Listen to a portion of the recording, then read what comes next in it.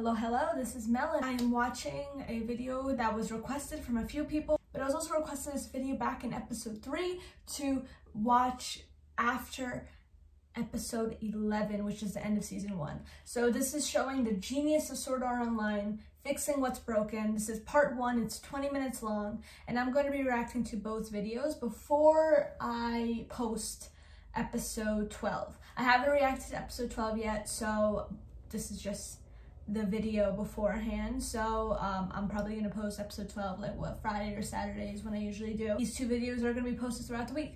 I'm just gonna go for it, I guess. It's called The Genius of Sword Art Online Abridged, fixing what's broken, and yeah, I'm excited. Sword Art Online sucks. Thank you. Click here to subscribe, follow me on Twitter, leave a like, and name your firstborn daughter after me. By now, it's no secret that Sword Art Online is terrible. It is so terrible that the fact that it's terrible is a meme. And that's a real shame, because Hunger Games Online with sword lasers is probably the best idea to come out of Japan, since ritually cannibalizing their enemies is an intimidation tactic during World War II. Look. Okay, sorry I'm pausing, but it's true. Sword Art Online has such a cool concept that's unique and cool and interesting and makes you want to watch it, but the execution was done so poorly. That's why it just gets a lot of hate. And I watched Sword Art Online. I practically forgot everything that happens in that show. That's how forgettable it was for me. But the Abridged series really brought life to it, and I really enjoyed it, so I'm really glad I actually ended up watching it. Look it up. To those of you who are as disappointed as I was with Reki Kawahara's shitty writing, awful pacing, bland characterization, ignorance of basic game design principles, misogyny, lack of attention to detail, complete disregard for internal consistency. Damn! Oh man, the list goes long. Lack of knowledge of what made his narrative interesting in the first place, and voyeuristic sexual exploitation of prepubescent girls, have I got the anime for you. There's this idea called percussive maintenance, where you take a broken electronic device and beat it into submission until it decides to work. And that is exactly what Something Witty Entertainment did with Sword Art Online Abridged. Criticism of SAO is nothing new, but SAO Abridged thrashes its source material so thoroughly that it loops right back around to becoming a loving reconstruction of everything that we all hoped SAO was going to be. From the characters to the pacing to the animation, SAO Abridged isn't just a great parody, it's a better show than Sword Art Online. Before we get into exactly how SAO Abridged fixes the innumerable flaws in its source material, all while remaining one of the funniest abridged series on the market, let's talk about names. This is Kirito, Asuna, and Klein. They're the 3 most important characters in Sword Art Online, and I'm going to have to talk about them a lot. Klein? This is Kirito, Asuna, and Klein. They're the 3 most important characters in Sword Art Online Abridged, and I'm going to have to talk about them a lot. You see the problem here. So, in order to avoid confusion and to keep myself from having to say Abridged Kirito 347 times, let me introduce you to some new friends of mine. Kurt, Ass, and Balls Deep 69. Everybody see what I'm doing here? Yeah? Okay. Wait, so is that supposed to be the abridged part or the original? Because ass? Oh, ass. Okay. I'm guessing this is the abridged people. Okay. The most noteworthy and impactful change that SAO Abridged makes over the original is that people aren't stupid. So many of Sword Art Online's conflicts could be avoided if the people involved didn't have the mental capacities of a sleep-deprived cabbage. Take the moonlit black cats, for example. SAO attempts to justify Kirito's badass lonerness by implying that he feels responsible for what happened to the cats and doesn't want to join any other guild to keep people safe. This makes them incredibly important. Sure is a shame they have the collective IQ of a coffee table. Hey, we have some time to kill. How about we make some extra cash fighting death monsters in this death dungeon where we could die? Never mind that our guild leader is gone. I love that meme. This death dungeon where we could die. I love that meme. People die up there. Oh man, I want to I want to see more videos. Oh my god, I want to see more videos of just like really like bad translations. Never mind that our guild leader is gone, we need chairs. Not to mention the whole reason they all get killed is because Mr. MLG Pro here finds a treasure chest in an empty room and opens it. And I feel like that's all that needs to be said to show that this guy is about as smart as Bakugo. Oh god, what have I done? But the cats aren't off the hook, let's talk about Kirito. Kirito hides his level from from the moonlit black cats because if they knew his real level, they wouldn't want him around. Why? Are you forgetting that this is a death game? Why would anybody not want to hang out with people who are good at the death game? Now, it's never explicitly stated why hanging out with someone at a much higher level than you is a liability because Sword Art Online. But as far as I can tell, Kirito being around makes higher level monsters spawn. And if that's the case, then Kirito knows— I love the editing here, it's so great. —knows that getting into a combat situation with the cats is a bad idea. So why did he say nothing when it was suggested that they go into the dungeon? If he knew that his very presence would cause Trogdor to come in and burninate all his friends, then congratulations, Kirito. You are so socially incompetent that you committed manslaughter. Damn. Bully for you. The actions of these characters are completely incongruous with a world in which people have both a fear of death and a basic knowledge of cause and effect. Which is why Sword Art Online Abridged completely rewrites this entire plotline. For starters, not only does Kurt not hide his level from Keita, Keita approaches him because he wants a higher level player in his guild, which, you know, makes sense. Why does Gary run right into the most obvious trap since this? Because he's an NPC set to auto-loot. And why are they in the dungeon in the first place? For chairs? Nope. Because they're in debt to the mob and have to find a replacement for the special item that Charisma Hat stole. This slash-and-burn approach to adaptation is what allows Something Witty Entertainment to take Sword Art Online from a very coherent mess of broken dreams and lost potential and turn it into a series that isn't downright insulting to anybody who has a better critical eye than a trained eggplant. In addition to the obvious benefit of logic, these massive changes result in more complex and meaningful character development than happens in SAO proper, and not just among the main cast. Even the most minor of side characters are given unique personalities and quirks that tend to be entirely absent from the original series. This allows Something Witty to turn totally forgettable, generic, non-characters like this into real people with personalities that we actually care about. In SAO, Godfrey, this guy's name is Godfrey, is a plot device whose only purpose in the narrative is to get Kirito and Kuradiel alone together and then get killed just so the viewer knows that this guy is crazy. In Abridged, he's Godfrey the role player, the quirky, endearing doof who badly quotes Shakespeare and really seems to be trying to make everyone around him happy. And when Kuradiel stabs him and he breaks character to start pleading for his life, that's a hilarious but still tragic moment that actually hits home and makes the viewer care about someone they didn't even remember after watching the original series. I did care about him. And then there's Sachi. In the original series, Sachi is a tool. The Abridged did Sachi so well. And so much justice, really. Higher purpose is to die and give Kirito a reason to be a strong, independent swordsman who don't need no guild. She has no outstanding character traits except for the ones that help her die sadder, and the effect that she has on Kirito is straightforward, linear, logically suspect, and poorly executed. In Abridged, she makes Kurt go through an entire emotional arc and back again, and the psychological scars that he suffers after her death stick with him long into the series and have a profound effect on everything he does. She did not die in vain. When Kirito talks with Sachi under the moping bridge, she tells him that she's afraid— Did my doorbell just ring? I don't know if you just heard that, but it did. One second. Okay, back.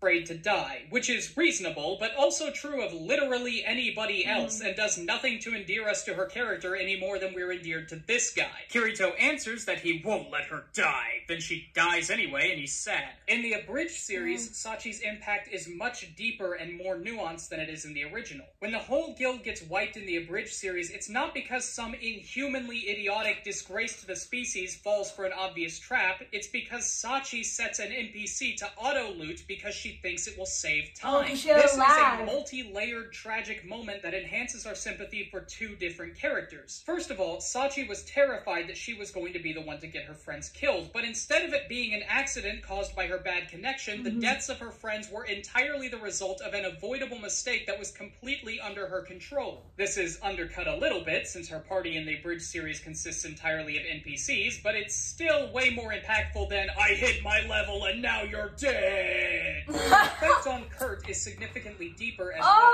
From the beginning of the Abridged I don't even remember the real series, but that is a horrible concept. What the hell?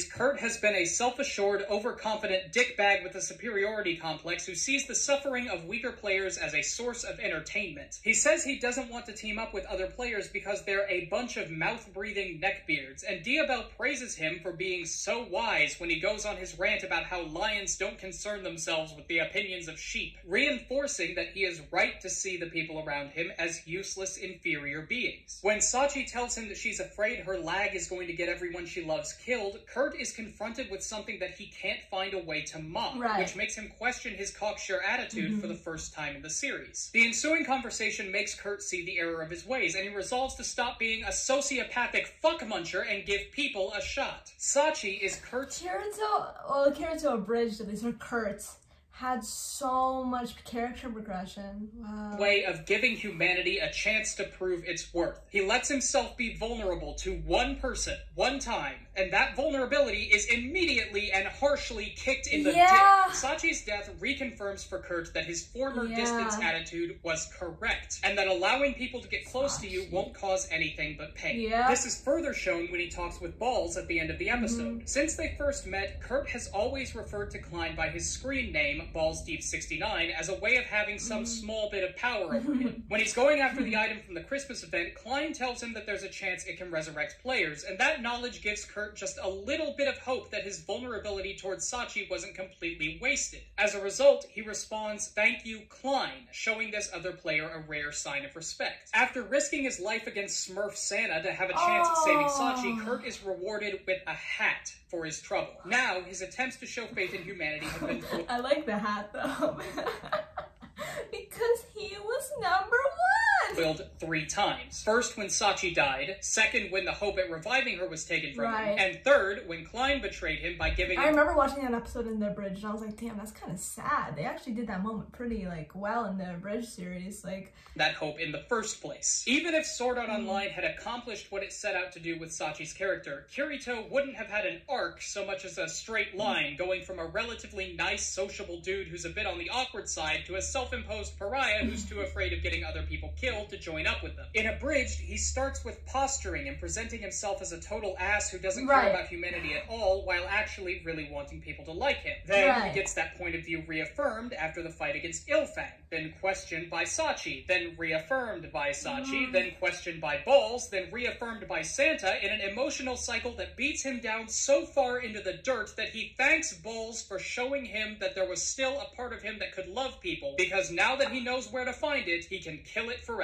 This is normally the part in this video where I would really start delving into Kurt's character, but I'm not going to do that. Instead, since there's enough content about him, Ass, and Yui to make that its own video, I'm gonna make that its own video. For now, let's go back to this whole thing about people not being stupid and talk about Kayaba. Trivia question. Why does Kayaba Akihiko make Sword Art Online kill people? I don't remember. I don't remember, but I got spoiled in the comments of last video, and apparently he doesn't even know.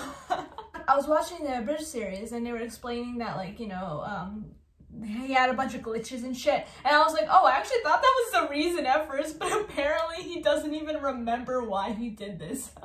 Remember? Neither does he! Ain't that some shit? I mean, I get it, man. Sometimes you just do things. No worries, I'm horrible! Sure hold up in court. The lack of compelling motivation isn't just stupid. It turns Akihiko from a potentially brilliant character into a plot contrivance, acting as yet another sword in the back of SAO's potential. Thankfully, as usual, the Abridged series is here to save the day. In SAO Abridged, the first few SAO-related deaths were the result of a glitch in the system that was caused by a rushed release. And since Akihiko is crazy from having gone 3 weeks without sleep to get the damn thing finished, he panics and locks everyone in the game so that he can pretend it's all part of some master plan until he finds a way to keep the cops off his back. The writers of the Abridged series realized that there was no possible motivation that a sane man could have for doing all this, so they needed to add some insanity to Kayaba's character. Problem is, they'd already portrayed him as being ruthlessly competent when he's playing the part of Heathcliff. Their reconciliation of these two portrayals of Akihiko both makes sense and play into his backstory as a game developer. Since nothing drives game developers insane like being overworked, underslept, and working on a deadline they know they can't keep keep. Speaking of Heathcliff, then there's that whole "you fools, I was Kayaba the whole time" bit. Unless you've seen Sword Art Online, there is no way to properly appreciate how jarring this scene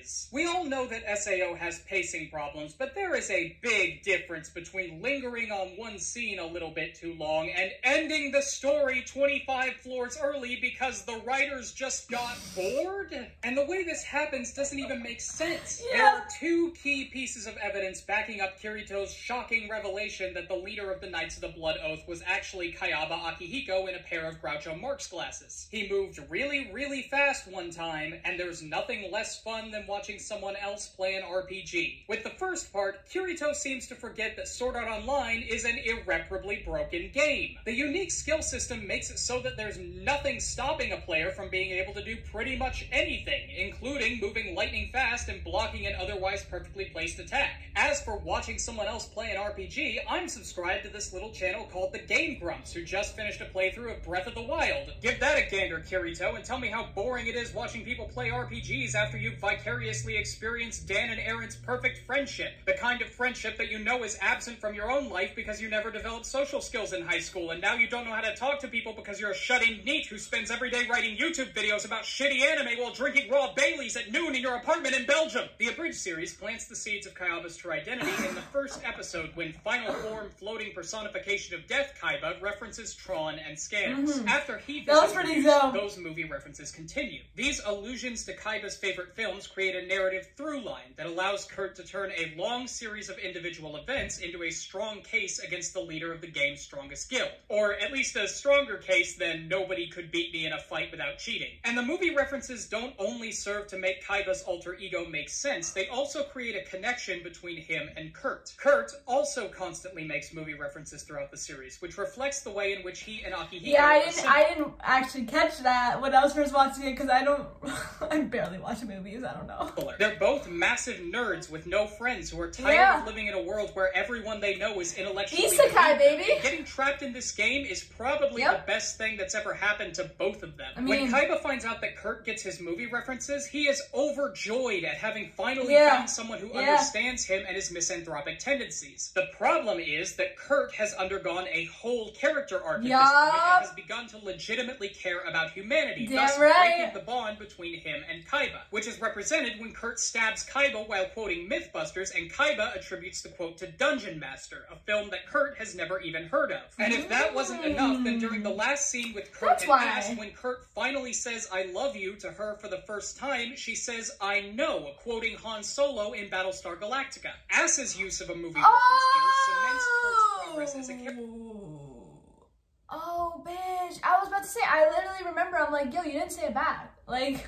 Character showing now that he identifies more with Ass than he could have with the genocidal Kaiba. And the Abridged series doesn't just fix characterization issues either. There are also subtle changes in pacing, editing, and animation that just make it pop. For example, during the fight with Ilfang in the original series, right after the door opens, we get this brief clip of the Kobold Lord sitting on his throne in the dark. This subconsciously preps the viewer for a moment of tension where the army slowly walks forward with the boss looming silently over them, waiting to strike as they enter his domain. Instead, he jumps through the air like an overstuffed tube sock out of some madman's laundry cannon and starts cutting through people like that guy from Too Many Cooks at Thanksgiving dinner. Just cutting out that one shot of Ilfang on his throne makes this whole scene flow 20 times better. I counted. And it's not just subtle changes. SAO Abridged cuts out so much unnecessary bullshit that you could make a whole bull out of the shit. This metaphor isn't going quite the way I wanted to, but the point is that the Aincrad arc in SAO proper is 6 hours long. In SAO Abridged, it's just over 3, and nothing of importance is lost. Do you remember when this guy from the fishing arc talks about soy sauce? No. Do you remember this guy from the fishing arc? Do you remember the fishing arc? Neither does SAO Abridged. Was he that old man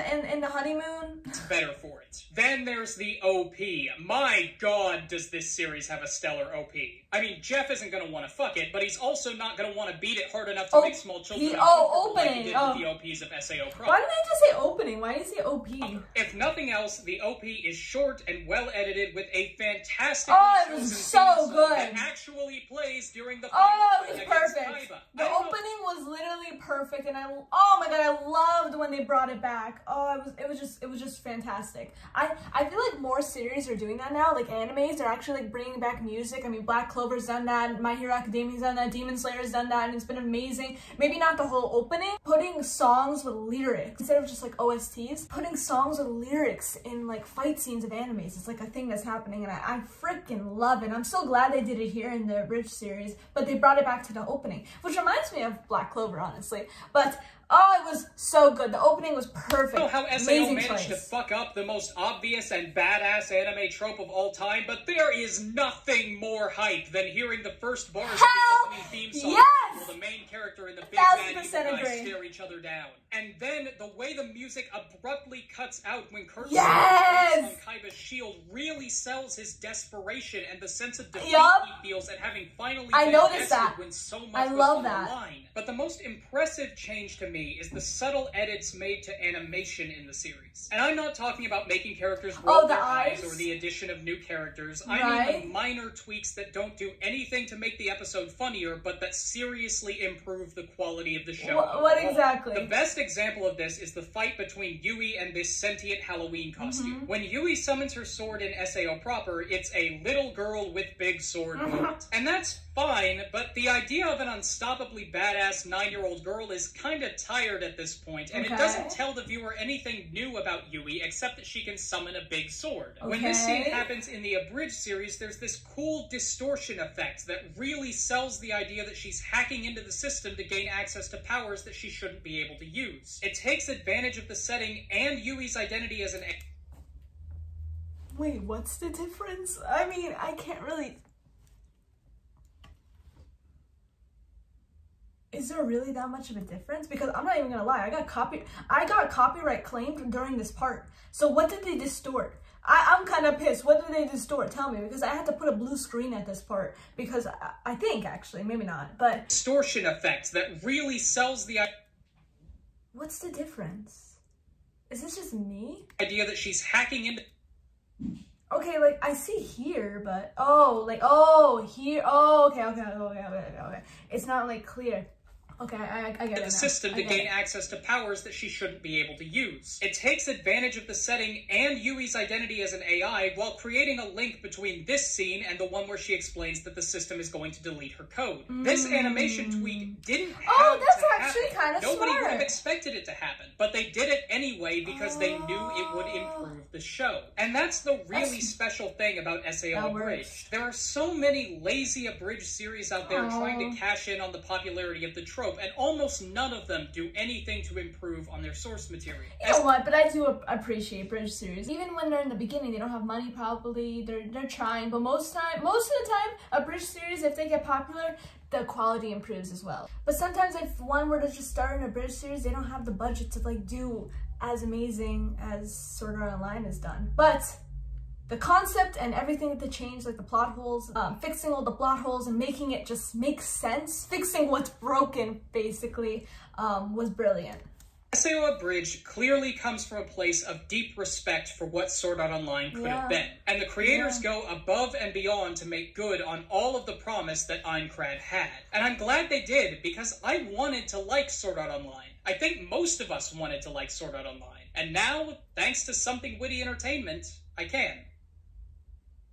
Happy 20,000 subscriber special, everybody! I opened a Twitter. You know, I really want to do something cool for these subscriber milestones, but damn it, you're subscribing faster than I can celebrate. Anyway, about my next video. I normally try to put something out every 2 weeks, but the next video might be a bit later since I'm moving to a different house in a different country, across the ocean. So I might be a bit too busy in the next few weeks to write 4,000 words about the beautiful dysfunction that is Kurt and Ass's relationship. So since we might have a tiny hiatus, I figure it's time for a challenge. As you may know, we are currently locked in a one-sided fight to the death with Pedantic Romantic, and I want to win in those 3 weeks. That means a little over 34,000 subscribers before my next video goes out. It's a tall order, but if you do it, weekly videos all through August. Oh, is that his other channel? The whole moving contents thing. So if you like me, if you like content, if you like the month of August, subscribe to Explanation. Subscribe, also succumb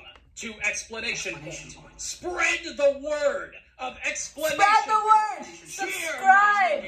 Exclamation point. Exclamation point. Exclamation point. Exclamation point. Exclamation point. Exclamation point. Points. Until next time, this has been Exclamation I agree. Point. Signing the You way heard him. for the big fight with Pedro. Good luck, Senpai. Okay, that was sick. Okay. That was really freaking crazy. Okay, I love the editing in the videos. Look at the description. It says Sword Art Online is a dumpster fire, but it's a dumpster fire with potential, 1000%. They definitely had so much potential, an amazing concept when you hear it out loud. Being in a game, but if you die in the game, you die in real life. Like, what an insane concept, but so poorly executed. And Sword Art Online took that series and showed, oh my gosh, I really love the series, I still love the potential, I see the potential, and made it actually brilliant. And they did. There's a lot of things I didn't really notice, but I'm not gonna lie, some of you guys mentioned it in the comments already, so I wasn't surprised for a lot of things because, like, I don't know, you guys mentioned it. Like, I don't know what else to say. You know, I'm not like super huge, or I don't have that many, like, you know, subscribers or anything. I don't have like an insane number of subscribers or anything. I'm very grateful for everybody here, but I know I can read my comments and like not really be worried about like being spoiled for the next episode or anything that I'm watching in my Abridged series. If I had more people watching, then I would, and I would probably have to avoid comments, but for the most part, I do like to read your comments, and I appreciate all you guys. So yeah, I'm gonna move on to part 2. It's been 20 minutes, so I kind of think I have to end this video and make a part 2 for this video because I have limited storage space on my computer. Hopefully when I have upgrades, I could probably post longer videos, but as of now, no, sorry guys. So yeah, I'm gonna move on to part 2. I'm actually really excited about part 2 because he says he's gonna dissect the character of Kirito, and I love the character of Kirito and Asuna. I hope he does Asuna as well. It's just a whole dissection of the characters because Asuna in the series was killer, bro. Like she went through an emotional roller coaster as well alongside Kirito. I freaking love her lines. She's savage as hell. And so I'm excited to go to part 2. So that's it. Be sure to check out my next video. I don't know when it's going to be posted. Maybe, hopefully, I post it at the same time. Probably not. Maybe the next day. So I'll probably post this video and then the next day I'll post the other video. So be sure to watch that, I hope. And yeah. Sorry. Thank you so much for watching and I hope you enjoyed.